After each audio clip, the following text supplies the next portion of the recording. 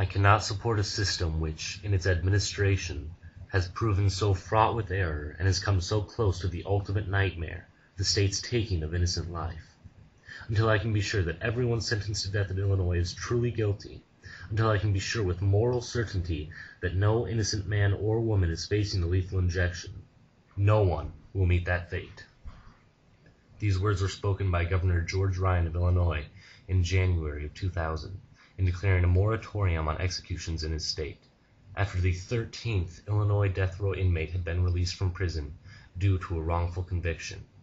In that same time period, 12 other innocent people had been executed.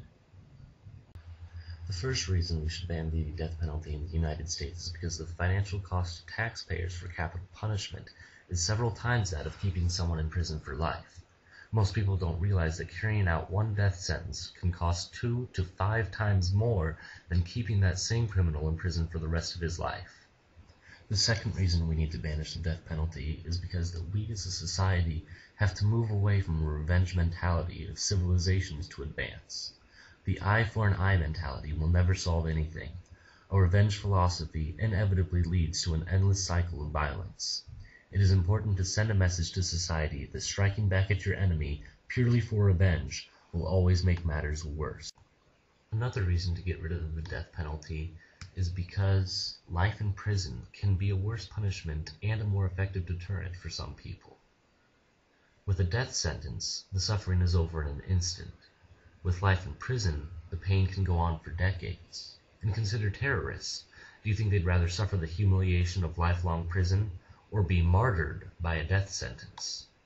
In court, some jury members are reluctant to convict if it means putting someone to death. The thought of agreeing to kill someone even influences some jury members to acquit rather than risk the death. Some prosecutors may go for a lesser charge rather than force juries into a death or acquit choice. Obviously, in all these situations, justice may not be served.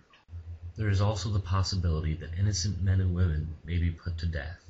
There are several documented cases where DNA testing showed that innocent people were put to death by the government. We have an imperfect justice system where poor defendants are given minimal legal attention by often lesser qualified attorneys. Some recent examples of innocent people being released who were on death row are, in Arizona, Ray Crone was released in 2002. He had spent 10 years in prison, including time on death row, for a murder he did not commit. DNA testing proved his innocence. In Illinois, Madison Hoagley, Aaron Patterson, Stanley Howard, and Leroy Orange were pardoned in 2003. They were sent to death row on the basis of confessions extracted through the use of torture by former Chicago Police Commander John Burge and 2 other police officers in Chicago. Another example is in North Carolina, Jonathan Hoffman was exonerated in 2007. He was convicted and sentenced to death for the 1995 murder of a jewelry store owner. During Hoffman's first trial, the state's key witness, John L. Porter, made undisclosed deals with the prosecutors for testifying against his cousin.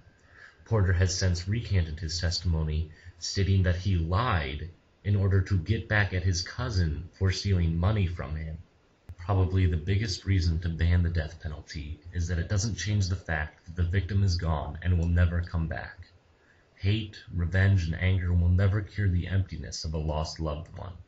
Forgiveness is the only way to start the healing process, and this won't happen in a revenge-focused individual.